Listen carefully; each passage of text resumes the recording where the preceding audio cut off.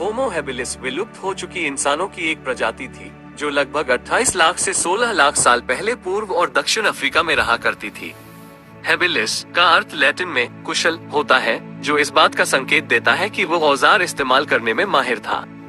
उनकी उत्पत्ति, Homo habilis की सटीक उत्पत्ति अभी भी वैज्ञानिकों के बीच बहस का विषय है, परंतु ज्यादातर मानते हैं कि वो ऑस्ट्रेलोपिथेकस अफ्रिकनस नामक एक अन्य प्रजाति से विकसित हुए थे। ऑस्ट्रेलोपिथेकस अफ्रिकनस लगभग 4 करोड़ साल पहले अस्तित्व में था और उसमें होमो हैबिलिस की कुछ विशेषताएं पाई जाती हैं, जैसे थोड़ा बड़ा दिमाग और खड़े होकर चलने की क्षमता। विशेषताएं: दिमाग का आकार 500 से 900 घन सेंटीमीटर, आधुनिक इंसानों से काफी छोटा। ऊंचाई लगभग 3-4 फीट। शारीरिक बनावट: हल्का शरीर, लंबी भुजाएं और छोटे पैर।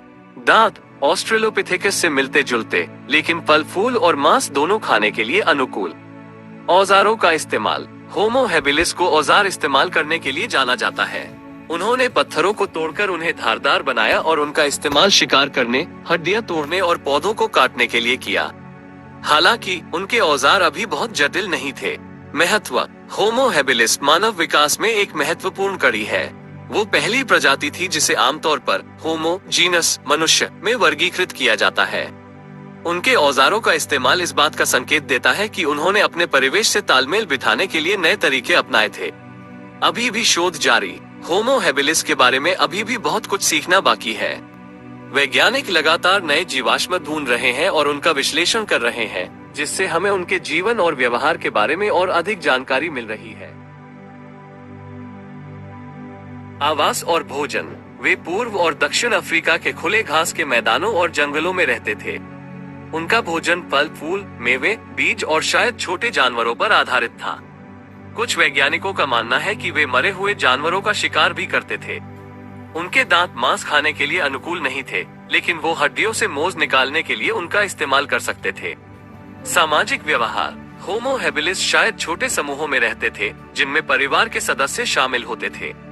ये स्पष्ट नहीं है कि वे औजार बनाना और इस्तेमाल करना एक दूसरे को सिखाते थे या नहीं, लेकिन ये संभावना है।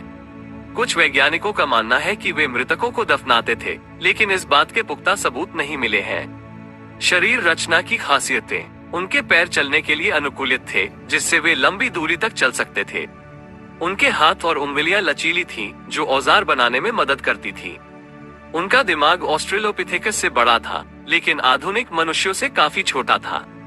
विवाद और भविष्य के शोध: कुछ वैज्ञानिकों का मानना है कि होमो हैबिलिस को वास्तव में एक अलग प्रजाति के रूप में नहीं माना जाना चाहिए, बल्कि ऑस्ट्रेलोपिथेकस का ही एक उप प्रजाति माना जाना चाहिए। अभी भी होमो हैबिलिस के बारे में बहुत कुछ सीखना बाकी है। भविष्य में और जीवाश्मों की खोज से उनकी उत्पत्ति, व्यवहार और विकास के बारे में हमारी समझ बढ़ सकती है। कुछ रोचक तथ्य: पहला होमो हैबिलिस जीवाश्म 1960 के दशक में तंजानिया में खोजा गया था। उनके औजारों को ओल्डोवान उद्योग के नाम से जाना जाता है। कुछ वैज्ञानिकों का मानना है कि होमो हैबिलिस आग का इस्तेमाल भी कर सकते थे,